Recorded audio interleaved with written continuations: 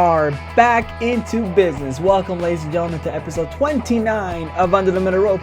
I'm your host, Jose Tabuada, and it was a well-needed week off last week. Everything's okay. You know, just sometimes you just need a break. Sometimes you just need to step away from everything, and thankfully, that's what happened. Of course, we're right back into it, and it's this podcast staple. It is our Hell in a Cell predictions, and right now, at the time of this recording, at the time of everything wrapping up and all that, there are only 4 matches. There are only 4 matches for Hell in a Cell. So we extended on it. We had to fill time.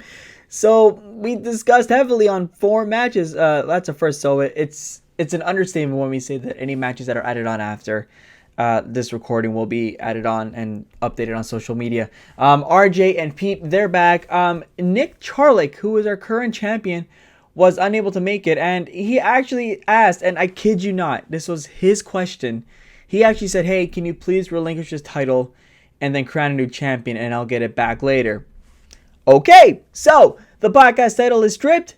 We have a vacant podcast champion, which means we will have a new champion, and I guarantee when Nick comes back, whenever Nick comes back, he's going to say, I want to get the title that I've never lost, blah, blah, blah, blah, blah. Well, that's going to be fun. So the only thing now I can say is just sit back, relax, and enjoy our Hell in a Cell predictions. Hey everybody, welcome to the discussion. Pete Atkinson, RJ Stacy, the usual gang is all here. As I brought up in the introduction, and I'm going to say it again, the current Under the Middle Rope champion, Nick Charlick, asked me to be relinquished of the title because he couldn't make it today. And that's news to RJ, actually, because I actually didn't even let RJ know. I was going to let him in on a surprise now. So it's vacant. It's vacant. Yes, vacant is now a one-time Under the Middle Rope champion. Congratulations to vacant. Good on that soul. But yes, the championship is on the line again. Is going way back way back to the very first predictions episode. No champion. We're gonna have a brand new champion crowned. Here's hoping I can end my streak. Although to be honest, it may not even be that hard because we only have 4 matches. 4. You got to think something's getting added to this, though, right? Oh, you don't say. You got to think, right? Unless they're going to give each cell match an hour, like I was saying to you. So, like the tiebreaker question, I might just be like an hour because they got to fill the time, right? Honestly, it's not a bad option. And I know at the end of all this, at the end of every predictions, I like to say any matches that are added on after the prediction show is recorded will be added on. No doubt about it. Any matches added on after this is recorded will be added on to the pay-per-view. First of all, with Hell in a Cell just at the time of this release, 2 days away, the fact that there's only 4 matches just really goes to show that they can lag sometimes in build, I think. Although I feel like this is a bit of a pattern, and then all of a sudden they just drop a whole bunch of matches in the middle of the week on social media, a random 2 more on SmackDown, and they call it a pay-per-view. I don't know. But yeah, we do have 4 matches for you. This could be potentially a very short episode unless we go fully in depth, with all that's going on. So I'm ready to go. Pete's ready to go. I presume RJ is ready to go. So let's start with the least important match out of the 4. Jeff Hardy, Elias. They're not inside the cell. It's just a regular match. Elias finally coming back after being on the shelf for a while, and he got into a little bit of a scuffle with Jeff Hardy on SmackDown, and then this past Monday on Raw. Jeff Hardy with the guitar skills, the amazing guitar skills that nobody knew he had. I sure as hell didn't know he had all those skills. Just kind of crashed Elias's big concert, which wasn't bad. Okay, we were talking before the podcast about what part of Raw that I actually kind of liked that I forgot about. This is what it was. Really? I really? Almost unironically loved this segment. Really? But I'm such an Elias Mark though. I think he turns everything he does into gold. I thought this was so ridiculous, and then I'm thinking oh my god, this guy's actually performing a song right now. And I just even though it was supposed to be serious, I just thought it was hilarious. And then I thought Jeff Hardy shredded on the guitar a little bit. And then is this leading a guitar match in some way? I don't know. You have a chairs match, but maybe we have a guitar match now. Tables, ladders, chairs, guitars. Yeah. No, it's TLCG. guitar on a pole match. Guitar on a pole. Yeah. Yeah, something like that. Do any of you guys have Elias's album like on your Spotify or on your Apple Music? No. It's not bad. Oh, actually, my brother does. I've listened to a couple of songs. Singer. He's not a great singer. That bad. He's not a great singer. He's a karaoke singer. I'm not saying. He's definitely improved since he began the gimmick, though. Like he's kind of gotten a little better. I'm not saying Elias is like, on Celine Dion's level, but I don't think he's bad. He has good songs. I've had a couple of chuckles with the songs. They're on my Spotify. They're not bad. They're not bad.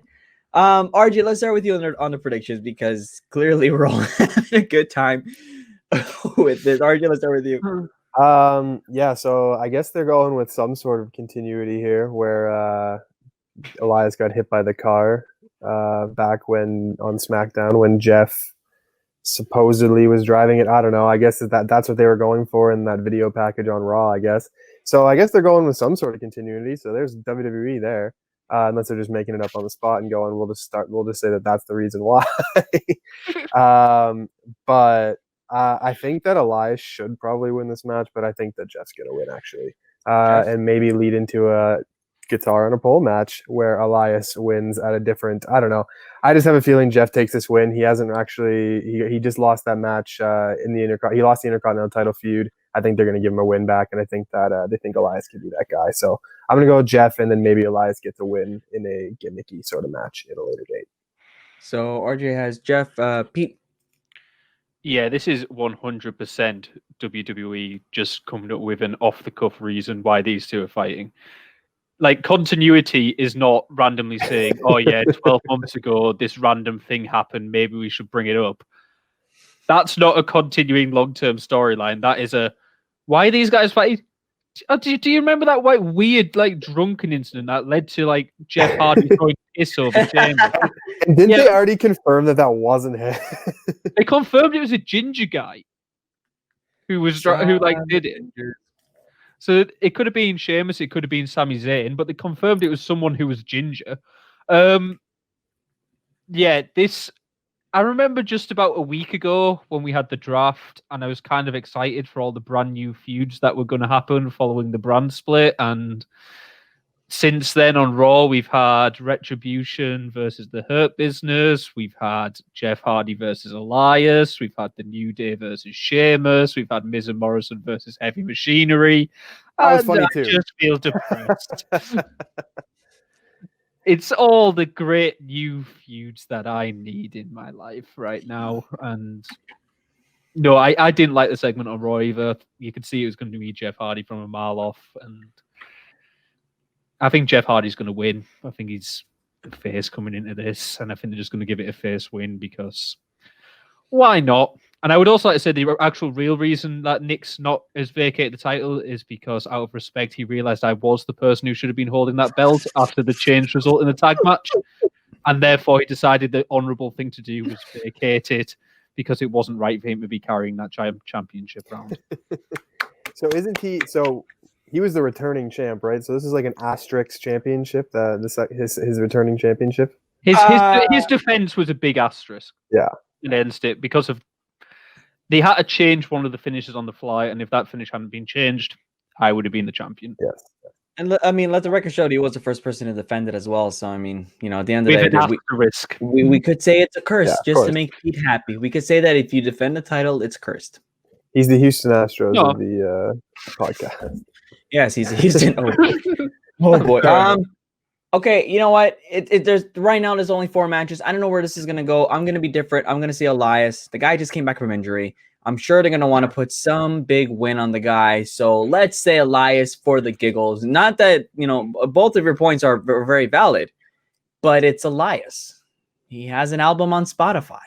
Yeah, they do want to push the album. Valid point. There's a lot of merchandise there, right? So they want to get those Spotify clicks, so maybe they give him a big win. And guarantee, I feel like down the line we're going to get an exclusive WWE Elias guitar. We're gonna get a full out Elias customized guitar, like the championship series. Has Elias had any big wins on pay-per-view? No. Not that I know of. Yeah, that was a quick and confident no. So I have a feeling that you're right. Now I'm genuinely trying to think of one, and I feel like he just loses to everybody. I feel like he might have won like a tag match or something. And will we call this a big win anyway, or is this just a win? Just a pay-per-view singles match. Has he won a pay-per-view singles match? I don't know. I have no idea, but let's say that it's overdue, and let's say that this is a man who has only won one belt, a very insignificant title, the 24/7 championship. So why not give him this win? Why not? Hey, I agree with you, to be honest, and I like Elias, and I would like to see him win. Just think Hardy's going to, and it's as simple as that. It makes no difference to me. Like either of these can win, and they'll probably like reverse it and do 50-50 booking, and the next one will lose on Raw. For sure. Probably. Yeah. All right, let's move forward now to the interesting the main reason why this pay-per-view is called Hell in a Cell, frankly, for its Hell in a Cell matches. And if this is the first time you're being like curious about Hell in a Cell, it's very, very simple. You get a couple of people, you trap them inside a big, large structure. No rules except win by pinfall or submission and just beat the living hell out of each other. And yes, this match does have a history of some of the most craziest, bloodiest, brutalist spots ever in the history of WWE. And here we are today, all these years later, more than 20 years later, where we are stuck with a giant red McDonald's playground structure, which is a shame. I really wish that cell wasn't red. I really, really wish it wasn't red, but it's still red. It's starting to grow on me too a little. Like it's not growing on me. I wish it was not red, but it's. I'm starting to be. What's the word? I just don't care. It's fine. Yeah, I guess. But you've become numb to it. Pretty much. Numb. Is it taller now? Because in that last segment on Raw, it looked huge from the close. No, I think it's the same. I think it got taller than it used to be from like the Attitude Era ones. No, I think it got taller before this, before the red cage. So it's been tall. So I think when Shane McMahon jumped off it, for example, it was a taller cell than when Mankind was thrown off. Yeah, and just for the stats, because I actually do know about that. The original cell from 97 to 2006, the cell that we see today was introduced at Unforgiven 2006 in Toronto, with the G Generation X taking on the Shane, Vince McMahon, and the Big Show. Hilarious random little thing that happened in there. But yes, it is a taller structure. It was made, I believe it was made because they were able to fit more camera holes to get more camera angles inside, and almost as well a safety issue for the most part, except when Shane jumps off the bloody thing. But I think for the most part, they just wanted to avoid like bigger, crazier spots or people falling down. So they created the cell to kind of prevent people from going up. Although, again, hasn't stopped people like Shane McMahon. We've seen it with Sammy and KO in recent years. But this cell, for the most part, is a quote-unquote safer cell. I mean, there's still crazy stuff that happens inside the cell. And again, like it's home to some of the most vicious stuff. Obviously, people will argue that this cell is, or the match today is not as intense as it was back in, let's say, 97, 98. Rightfully so, I think, obviously for safety and all that stuff that come up in recent years, protection, health, blah, blah, blah, blah, blah. So here we are with the three cells. We're going to talk about the first one, the SmackDown Women's Championship, Bayley, Sasha Banks. We like I said in past episodes, we were always talking about when is this feud going to culminate? When is this feud finally going to break loose? And I guess at the end of the day, given their long history, if it wasn't going to happen at a WrestleMania, if it wasn't going to happen at SummerSlam, you may as well have it at Hell in a Cell, which is unfortunate because this is a match that shouldn't be pay-per-view specific, but it is. But Bayley and Sasha have had such a long rivalry that I feel like this could go any other way, but you also feel like it's probably going to continue, which sucks. So I'm going to start with Pete on this because this could go anywhere. This could be anything. Pete, let's start with you. Well, I'm going to first disagree with you and say they have not had a long-term rivalry. Their long-term rivalries lasted about 5 weeks. Before then, they were just friends for 2 years. Fine. Then I'll say like the storyline, the underlying. You're right. Then I'll say like the undertone. The undertone, like fake friends. Yeah. Well, this is kind of my thing. Though, there is long-term storytelling, and then there is just having a lot of back history and then messing up the long-term story, which is what I believe has happened here. I think they've somehow potentially fucked up the potentially easiest feud they could have possibly had to do. And I remember like a few months back where we were on about saying if they'd broken up around about WrestleMania, this match could have main evented SummerSlam. They could have had that long of a build, and they could have had like a four-month build to this match, let it main event SummerSlam, and instead you got about a 3 or 4 week build to a Hell in a Cell match that isn't even going to main event a B-level pay-per-view. So I still care about this match, but not as much as I should be caring about this match. And I think the match on SmackDown where they got in the ring together, that gave me a bit of a sour taste. I don't think that should have happened. I think it should have been kept apart. As you said, they've got years of history to build on this. And when they pull the trigger, they've just not capitalized on that years of history for me. And when I was saying I don't understand long-term booking and intrigue in WWE, this is it. You had a turn on a C-level pay-per-view because it was the week after SummerSlam. You didn't even do the turn at SummerSlam. And then you have an injury which lasts 2 weeks. And we're having a Hell in a Cell match immediately. It's not natural long-term booking, that. It's not natural storytelling. Build on that hatred between them. Build on those feelings. Have these long main event promos closing SmackDown. Build these things. Have, when Sasha comes back from injury the first time, have Bayley re-injure her. Like, have Sasha keep trying to come back too early. Have Bayley continuously re-injure her and Sasha being distraught that she can't come back. As you said, build it up to Royal Rumble. She's been out for a while, continuously trying to get back, and Bayley won't let her get back. She enters the Rumble at number 1, complete underdog story, goes on to win the Rumble. They build this to Mania. You can have that length of build here, and I think they've just messed it up. And I think I'm gonna hope that WWE almost realize this and play this feud out, and I'm gonna go with Bayley here to win. And I think that's gonna be my odd one out. I don't think other people are. I think the natural choice is Sasha to win here, but I'm going to go with Bayley. I'm going to hope that she does something so devilish that it maybe does put Sasha out for a while, then Sasha tries to come back to get her revenge. And she's already lost to the other 2 horsewomen in Hell in a Cell, so maybe she completes the set and loses to all 3. So that's my rant. I'm disappointed with how the feud turned out. I'm still looking forward to the match. I'm still invested in it. I just think it should have been more meaningful than it actually is. I think it's a fair argument. I think it's not out of the question, because I mean I do see people that are already praising and saying this is the match to watch at Hell in a Cell, which I don't think it is anymore, because the Universal match that we're going to talk about later, I think that has drastically piqued my interest, especially with the stipulation, which again we'll talk about later. It's like I said, I just agree with Pete, and I think it's just unfortunate. Like, a lot of fans can think of a lot of different ways to do it, but then you have fans that are praising this, saying that this is amazing. It's like, guys, I think you really need to like take a step back and see the history of WWE, which is why you can see why fans are disappointed. But like I said, they've got a lot of natural history there, and they've got this history that they built upon. Like, they've got all the tag team work together, they've got the friendships, they've got all of this stuff. And then just because you have a lot of history going into a feud doesn't mean the feud is immediately great. I think the promos have been great. I think some of the stuff has been great in this build. It's just too quick, too accelerated, I think, for what it's worth. So, mixed feelings. RJ, let's go to you. Yeah, so I agree with a lot of what you just said there.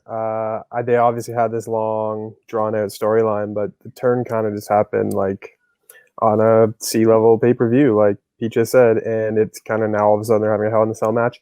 But I do think that a lot of that has to do with the fact that Hell in a Cell is the stipulation pay-per-view that we're having just in the middle of October, where it's like, oh, okay, well, we have to put them in the cell now. And I have no problem with them finishing their feud in a Hell in a Cell match, but I don't think this is going to be the end of their feud. And Hell in a Cell is kind of supposed to be where your feud ends. So, like, I would have had no problem with a long, drawn-out feud, or like Sasha wins the Rumble, and it's like, but we're finishing this inside Hell in a Cell. You do that at SummerSlam, you do that at different pay-per-view. So, but you can't do that because Hell in a Cell is a pay-per-view, and that's when we have our Hell in a Cell matches. So I just think overall, I know this is the Hell in a Cell prediction show. I think ditching a lot of these stipulation pay-per-views would be a massive plus 100%. for WWE. Like we've said it in the plus. Like I know we have. We've said in the past, and it's still true, and I feel like fans will be saying it for a long time until we get, let's say, No Mercy back into the October slot, until we get Armageddon back into the December slot, or No Way Out back into the February slot. I mean, I'm just speaking nostalgic, but you're right. Yeah, you're absolutely right. Or make new pay-per-views. Like they don't have to be named like Hell in a Cell or Great TLC Balls of Fire. Great Balls of Fire. That was a great pay-per-view. God, we were. Oh my goodness! Grounds. I will never forget when RG and I were doing like this podcast in college. The field day we had with that name. Holy smoke, we were laughing for a long time with that pay-per-view name. We were just like, for like an hour, we're just like laughing at the whole name. And then the recap, we're just laughing even more at how great the pay-per-view was. Sorry. That just brought back a lot of fun memories. Yeah, that was a fun pay-per-view. And obviously like, we don't need to name it something as ridiculous as that, but like we don't need to have these stipulation pay-per-views where we have 3 Hell in a Cell matches because this Hell in a Cell match should really mean something. So, and we should just be able to have it on one of the big pay-per-views. But anyways, nonetheless, I don't think this feud ends here. I don't really think this is the match I'm invested in it, like Pete said, but I could be more invested in it. I don't think this is the match to see this weekend. I think that's obviously one of the matches we're going to talk about later, but I do think it's going to be Bayley because this isn't the end of this feud, I don't think. And I don't think Sasha's getting the big win here. I think that might happen at a later date. I think it could happen in a match that I would see as higher profile. It just doesn't feel as high profile as it could be quite yet. So Bayley's got to win this one. I thought I'd be alone in my Bayley pick, to be honest. You know, you got. I do like both of your points, and it's funny because like I mean, like I said, out of the 3 matches now that we have for the Cell, this somehow ended up being like the least important of the 3, which mind boggles me. You think it's a second? Yeah. Really? Yeah, I've got more interest in this than one of the others. Okay, all right. No, well, I say that because I mean, like you know what? We'll get to those when we get to those. But I don't know. To me, this suddenly just screamed like a little bit less value compared to the other 2, and I'll explain my points with the other 2 shortly. But you know, like I do like the points you guys are making about like how they're gonna want to find a way to continue this, which is why they give Bayley the win. But I also don't see how they don't put this on Sasha and then not continue it from there as well. So in saying, I think that was the right use of word. So in saying that, I'm going to go different again, and I'm going to say Sasha. I'm going to say that because, I mean, when it comes to these kind of matches, this is Sasha's 3rd Hell in a Cell. It's her 3rd Hell in a Cell. She's lost the big first one. She lost to a scorching hot Becky. If there's one out of these 3 Cell matches, if there was one that Sasha really needed the win or could use the win and pick it up and kind of like be on top, it's this one. After all the hell that she's been through, after all like the injuries, blah blah blah blah blah blah. Would you not be a little bit underwhelmed though if Bayley's like history making title reign ended here? Not necessarily, because again, as weird as to say, it is still an intense, heavy stipulation on paper. It's a Hell in a Cell. I mean, you're supposed to. You're trapped inside the cell with your opponent for God knows how long, and you just want to beat the living hell out of that person. Sasha could literally just unleash hell on Bayley and just still claim the championship, and then Bayley could still come out and still want to get revenge, you know, for losing that significant long reign, right? So I kind of see why you give Sasha the win here and like make her champion again, you know. And I think the issue with putting the win on Bayley here is, if you do, when does Sasha get that moment? That's the problem, because I still feel like you set your win. The Rumble win, yes, you still have the Rumble win, but I still feel like you're still. Oh God, I mean, I really want that Rumble win. In fact, I feel like I should put money down. How far away from that right now? It's October, November. 3 months. It's not. We're like 3 months away from the. It's not that drawn out if they wait. It's not drawn out at all. If like Bayley absolutely brutalizes Sasha in the Cell, as in, or even opposite way around, Sasha brutalizes Bayley. Bayley picks up a fairly cheapish win. I don't know how exactly in Hell in a Cell, but even if you did that way around, and then Bayley just avoids Sasha and just says, "You've had your chance. I'm not going to give it to you," and continues avoids her until she wins a Rumble. That would work. For the record, there is still no date set for the Royal Rumble in 2021. By the way, there is no location. There is no date, which is weird because we're so used to having the date and the location official. But sorry, go on. I want to make that point that there is no confirmed location for the Royal Rumble. And Survivor Series coming up too, so there's not going to be a title even defended there. So I mean, like, you don't need to have Sasha versus Bayley again there. They can do something else, and then they can have TLC and like have like a filler opponent. So I mean, the Royal Rumble isn't like that drawn out. It's not out of the question, and I think it could also depend. Like, let's say if Bayley does win, you could still technically set up the Sasha wins. I feel like we've got to the point where nobody really trusts WWE anymore to put some logic into some of their things here for the most part. But it's not out of the question, no. But again, like I still feel like I stand by my point. If it's not Hell in a Cell, let's say the Rumble doesn't happen, then when? Because it's like I feel like this is it, and then finally give her the lengthy reign. Although I will say, the more I talk about this, and of course as soon as you hit the Rumble, the more I'm doubting myself. So I don't know where to go with this, but I'm going to stick with Sasha. But I really, really do like the idea of her finally winning a Royal Rumble. At number 1, I don't know. To be honest, I don't know if they'll ever give anybody I was going to say, that was me fantasy booking. I've not seen that's going to happen. No, I know. It's just unfortunate because with the Royal Rumble, I mean, like, you want to see another number 1 winner, and I don't think we'll ever get it again. I think they could do Sasha. I think they could do Sasha. She kind of has that character. She's like that. She's small. She's that underdog. She's got the resiliency.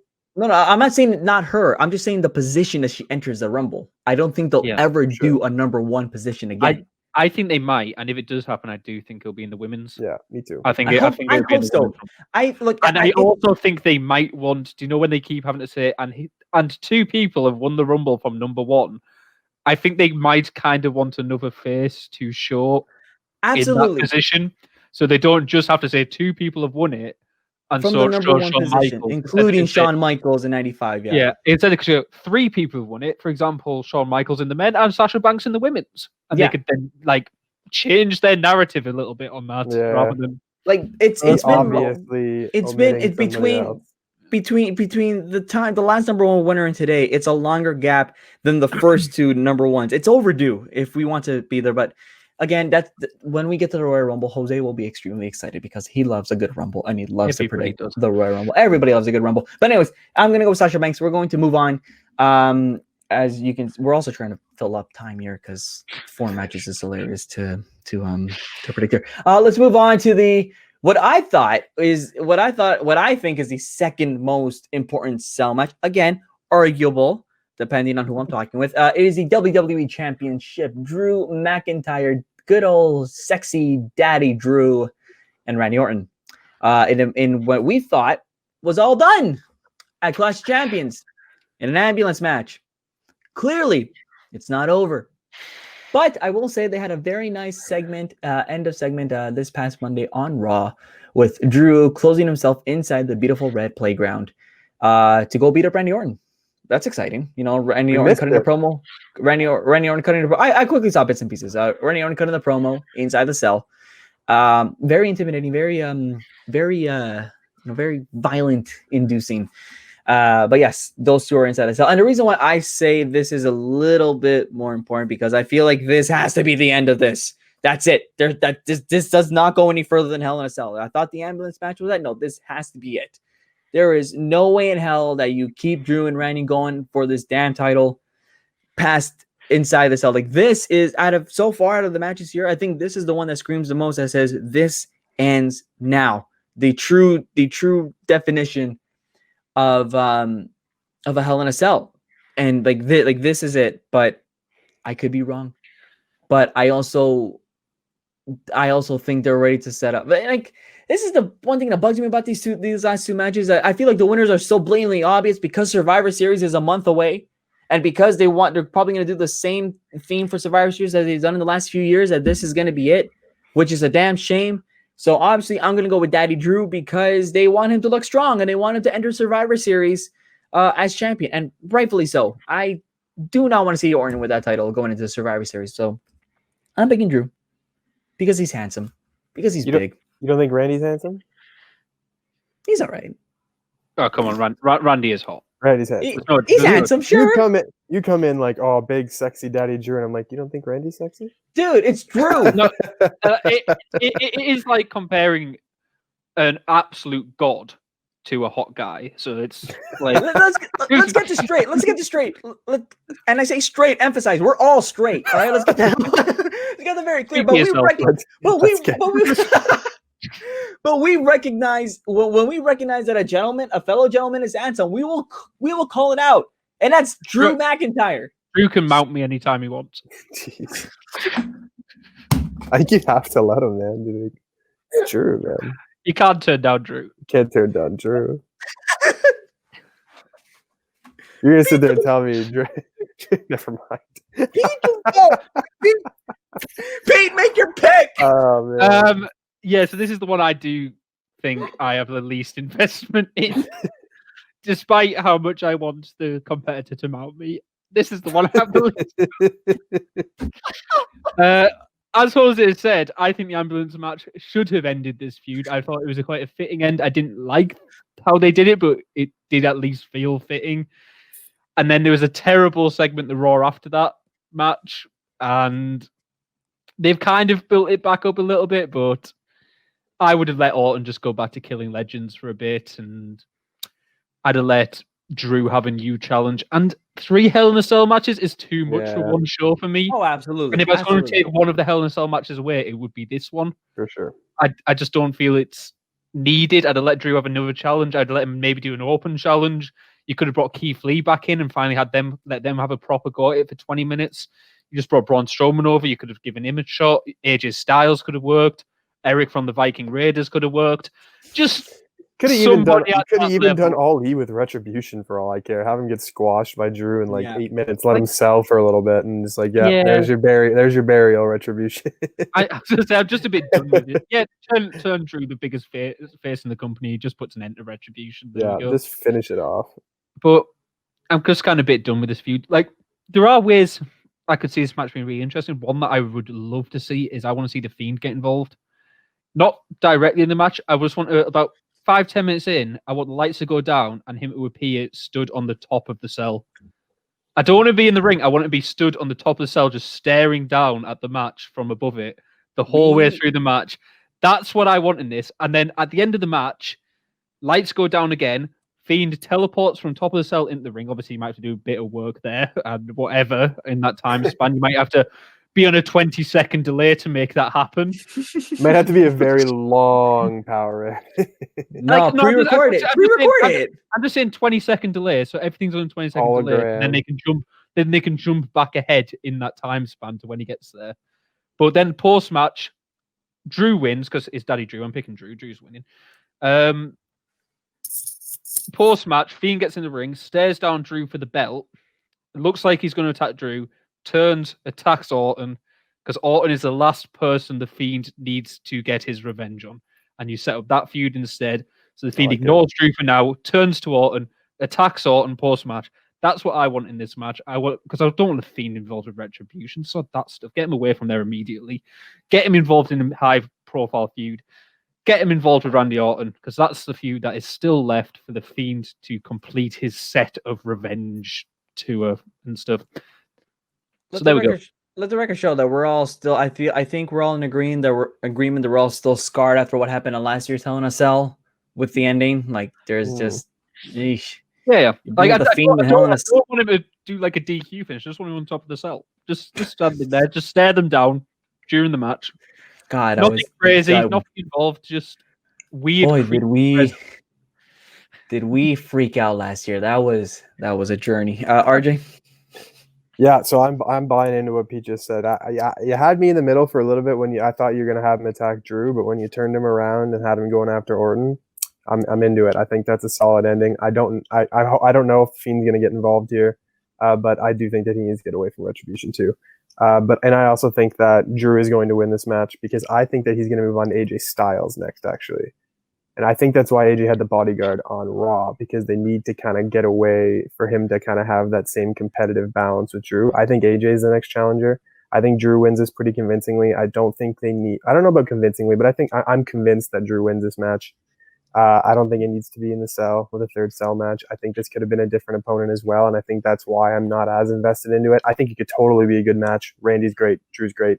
Could be a great match. Feud overall has been good. I just think that the fitting ending was the ambulance match, like you guys said. And I think Drew is going to have to move on. He's going to move on to a new opponent after this match, and Drew wins. I'm pretty convinced in that one. But I do like the idea of Pete getting the Fiend involved at the end and attacking Randy. I was saying post-draft, the match I really wanted to see was Drew McIntyre versus AJ Styles. I don't want this bodyguard guy involved. He can just like disappear because that was absolutely terrible on Raw, and he just looked like some absolute moron idiot thing when the ref saying get out the ring, and he's just like, hey man. See, the idea of it when he came out, I really liked it. I thought the execution was weak. Like Matt Riddle, like going for a move and he just steps in front of him, and all of a sudden he's like, "Oh, I seen a ghost." Like, yeah, like Matt Riddle should not be running away. Like, I don't like Matt Riddle, but Matt Riddle should not be running away terrified from someone. Yeah, exactly. Like, that was ridiculous. Be a legit MMA guy. Doesn't matter how big the person is. But I was going to say, like, big bodyguard. Of all the people who need a bodyguard, it's probably not AJ Styles. Just let him work. Let him do the same feud he did with Roman a few years ago, where, like, just let him do that with Drew. So they can build a big guy versus small guy compelling feud and matches. Look, can we just appreciate that the bodyguard is just looking for a job. He lost his job at Raw Underground after they folded. I mean, he's looking to protect. Good for him.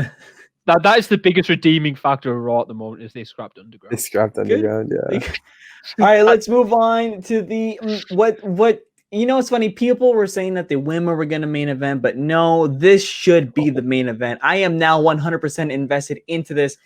It is Roman Reigns, Jey Uso once again for the Universal Championship. But it's not only inside the cell, but for the first time in the cell history, it is an I Quit match. And you know, for some odd reason, this feels overdue. An I Quit inside Hell in a Cell. That it feels like that's something that makes sense. It makes a lot of sense.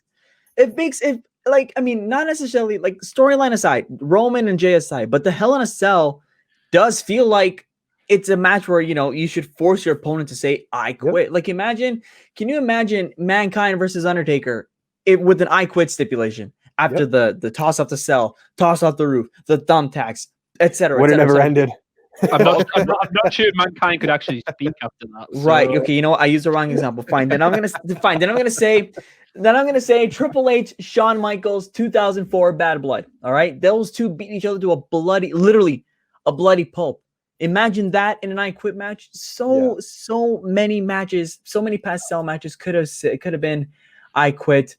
Now with Roman and Jey, it makes sense because Roman just likes to beat the living hell out of his cousin, and Jey suddenly got back on the offense, you know, with a couple of chair shots in there, screaming "I love you too" and smacking him with nothing more romantic than tough love, I guess. Oh boy, please don't ever beat up your favorite person by telling them you love them. But it's I like the stipulation. The storyline has really piqued my interest in the last few weeks or so, and this was something I wasn't intrigued in the first time because I thought it was obvious that Roman was going to win at Clash of Champions, which happened. But I mean, like at the end of the day, this is still a match that the winner is pretty obvious. So again, I'm going to pick Roman. I'm gonna say my little spiel here. Anybody that doesn't make Roman is an idiot. Of course, last time I said that in the past couple of podcasts, it didn't work out for me, but I'm gonna say it. And if you don't pick Roman, you're an idiot because this screams Roman, and he's going to, like Pete said at the last predictions. If you didn't think that if murder was illegal on live TV, well, sure as hell is now, or was it, whatever. Pete, let's go with you. Yeah, like speaking of men, I would let mount me. So Roman Reigns. Should we just do a full episode of that? Like, which wrestlers would you? I'm not. When this they first said they were doing another match with Roman and Jey, so I was a bit like, do we really need another match? Could we have someone else with history come in? Is this time for Big E to maybe get elevated that scene and lose, but push him up? I thought it was could be something fun there, but then I was like, as they built this match, I became so invested. I think it's going to be great. I think they've built it fantastically. But Roman still lied to me. Roman claimed that this match will have higher stakes than any other in WWE history. He has lied there. These are the same stakes as almost every other match in WWE history. There is one title on the line. That's the only stakes. Like, ignore the stipulation. That is the stakes for this match, is a title belt. It's not like there's not a career on the line. It's not like if Jay loses against Dominic. Yeah, it's not a I would say that is the highest stakes in the history. Exactly. Because they have a child. Yeah, it could have been if Jay loses, Jay and Jimmy get kicked out with the family. That could have been higher stakes. We could have had if Jay loses, Jimmy gets executed. That could have been higher stakes. Like, we had a career versus streak match. How is that not higher stakes than Roman versus Jey Uso for one belt? If Jay loses, he must be sent to the gallows. Oh God, we've had the Shadow Realm. We've had double belts on the line before. We've had 2 belts on the line. That's biggest stakes. And yes, make this a shadow match. I'm down for it. Make it a shadow realm. Shadow Realm. Oh my God, it's brilliant. Have any of you ever seen the abridged series? Like the Yu-Gi-Oh! The abridged series YouTube. This is a guy who takes the absolute piss out of all the Yu-Gi-Oh! Episodes. It's beautiful. It's just a redone Yu-Gi-Oh! But utter stupidity. It's just, I play a card, now I play a card, now I play a card, now I play your mother. The Shadow Realm. Oh my God. It is a Shadow Realm. I mean, we're talking high stakes. The guy. Go on, Pete. Go on. The Shadow Realm. I'm so down for this to be a shadow duel now. Shadow game or whatever they call them. Yeah. I don't know. So apparently the stakes are super high for this, but they're literally that's a gimmick pay-per-view I would be cool with. The Shadow Realm. WWE Shadow Realm. Already presents the Shadow Realm. Yeah, new pay-per-view. Actually, can we also mention that this is like the first pay-per-view in ages that hasn't been a sub like line to it? Oh it's yeah. Just called Hell in a Cell. It's not called Hell in a Cell from Bell to Bell or Hell in a Cell presented by Stephen Amell or anything like that. Yeah, what was the last one? It was what was the last tagline? I'm looking it up. Clash of Champions Gold Rush. Gold Rush. Yeah, I was going to say Extreme Rules, the horror show. Yeah. SummerSlam, I can't even remember what that one was, but they had one for SummerSlam as well. But yeah, first out of a while they've not done it, and I'm almost disappointed now. Yeah, I feel like they should make one up by Sunday. I feel like Roman's eating bigger stakes than on the line in this match. You'll never see it coming for SummerSlam. There we go. See it coming. Like, what about Hell in a Cell, the Tribal Chief or something like that? No, all it says online is Hell in a Cell presented by Skittles. Oh, maybe that's the tagline. Presented by Skittles. Presented by Skittles. Make your pick, Pete. Make your pick. I feel like I know who your pick is, but it's Big Daddy Druso. It's not. You said to fill time. That was some. Oh no, it was. I'm just saying that was gold. You told me to fill time. Right? Come on, man. It's obviously Roman Reigns. Roman Reigns is bloody winning this match, but the stakes are still not high enough. Yeah, I saw Yugi and friggin' whatever that guy's name battle in a shadow duel. Like that was Merrick. Oh. Do you see about the guy who went? You hear about the guy who went to a butcher's though, and like the butcher bet him and said, "I bet you can't pull that piece of meat off the hooks up there." He goes, "I bet you $20." He goes, "Sorry, mate, the stakes are too high." RJ, let's make your pick. That's classic. Yeah, this one's obviously predictable, but I think it's okay that this one's predictable. I think predictable can be fine. I didn't love the match they had at Clash of Champions. I know a lot of people did, but I wasn't a huge fan. I think that this one is the one that could really, really. It's been piquing my interest. Like, yeah, I think this one can really hit the nail, like hit it on the nail. You know what I'm trying to say. This one's gonna be good. I'm excited for this one. I think this one's gonna impress me. Nail in the head. I want to say nail in the coffin, but that was not the right thing to say. No. That would be stipulation. We joked about the execution stipulation. The last thing we need is Jay in a coffin. Now that's increased stakes. That's increased stakes, yeah. So I think that this one could really be the one. I think I quit stipulation is really good. I'm very intrigued to see how they go with this because I do not see Jay wanting to quit Didn't want to call him the tribal chief. Don't want to do whatever he does. I think that this is a great storyline, and I wasn't going into the first match. I did not want this to go past the first match, like Pete said, but they've really piqued my interest in this. I think this is going to be a great finish to this storyline. Obviously, Roman's winning, but predictability is okay in this match. I think I'm excited to see how they pull this off. I'd be willing to call Roman chief. All right, so we're done predicting. Of course, I want to give a shout out to Pete and RJ here. Congratulations to you two for once again for I believe a now 85th consecutive prediction show. Yeah, I was gonna say we always pick the same. Yeah, you have the same damn picks again. I got better. I was going to differ from Bailey. I thought everyone was going to go for. I thought you were both going to go for Sasha. So it is Sasha, right? I picked Sasha. I'm the only one. Like if Elias wins, I win. No, if Elias wins and Bailey wins. And Bailey wins. Shucks, you're right. I tried to. See, you should have just taken Elias and then gone the same as the rest of us for strategic purposes. Strategic, yes. Of course,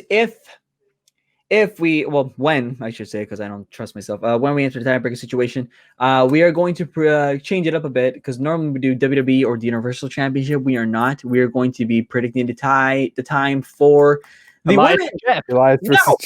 the women's Hell in a Cell match. We're going for the length of that. The SmackDown Women's Championship Hell in a Cell. So I will start. I will pick 21. 21. Pete. I'll go to RJ first. Let him go. Whoa. He said Pete first. I feel like I have a number in my head. Advantage. Pete, make your pick. I'm going to go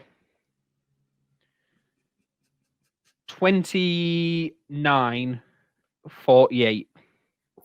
29-48. RJ. Whoa, 29-48. That's a big number. RJ. Remember, there's only 4 matches, right? So he's got to get a little bit of time into them at some point. I was coming into this. Actually, this is the long one out of all the 3 matches. I was coming into this thinking that we were going to do the Universal title, and I think the Universal Championship is going to be the long one. Like, I think Universal might be 45 minutes of Roman just murdering his cousin. Like, to be fair, it could be because it has got the I Quit, but I can see 2 matches go long. Yeah. So let's see here. How the pay-per-views have been 3 hours lately-ish. They haven't really been going over that, maybe a little less. So if I think that the Universal is going to go that long, I think that the Drew match is probably going to be the shortest one. Let's say 24-31. So I have 21-21, RJ has 24-31, and Pete has 29-48. Well, gentlemen, a new champion of the podcast will be crowned this Sunday at WWE Hell in a Cell, presented by Skittles. Thanks to Nick, who asked us to relinquish his title. And by God, if that man comes on the show again, he will be saying he's never lost a title, becoming the Sami Zayn. He should never retain the title. I know. It is what it is. So one of us will be crowned. Given my history, it won't be me. But you know what? Even if I don't win, I'm happy to say that at least I won WrestleMania. Like, that is the ultimate prize. You've only won one, haven't you, Jose? Sorry? You've only won one, right? Yes, and it was the special one. The first one, WrestleMania. Sue me. I've been a tiebreaker loser 3 or 4 times. Like, I gotta get one of these times down, man. Like, I gotta nail one of these. Nonetheless, thank you, gentlemen. We somehow managed to fill nearly 50 minutes of content for 4 matches. That is hilarious. As always, any matches added on after will be presented on social media after the fact. So, as always, let us get to the closing. Thanks, gents. Ooh-ah. You're welcome. You made it to the end of the episode. You made it to the end. Let's take a look at that graphic one more time. The prediction chart, which is obviously the shortest in history. For the Jeff Elias match, I'm the only one that went with Elias. For the SmackDown Women's Championship, I'm the only one that went with Sasha. RJ and Pete went with Bailey. For the WWE Championship, we all went Drew. We all went Roman. And for the tiebreaker, which is the SmackDown Women's Championship match, I went with 21-21. RJ went with 24-31. And Pete went with 29-48. Yeah, this is still short. This is still weird. You would think there'd be more matches by now. Even if a pay-per-view wasn't even that strong of a belt, we still had something more bigger for for the podcast. I know that didn't make any grammatical sense, but here we are. And like I said in the introduction and in the discussion, any matches that are added on will be added on to our graphics. So obviously that should be bigger, and then we will upload it to social media for you all. Next week is the Fallout for Hell in a Cell. It's our 30th episode. 30th. That's pretty exciting, and we're spending it on predictions. So it is what it is, but it's very exciting to hit 30. So I cannot wait for that milestone next week. And as always, that is that. Thank you so much for watching. Become a patron. Help support the podcast. Like us on Facebook. Follow us on Twitter. Subscribe to us here on YouTube and hit that bell for the notification. I'm Jose Tawada. We will see you guys next week. Have a great one.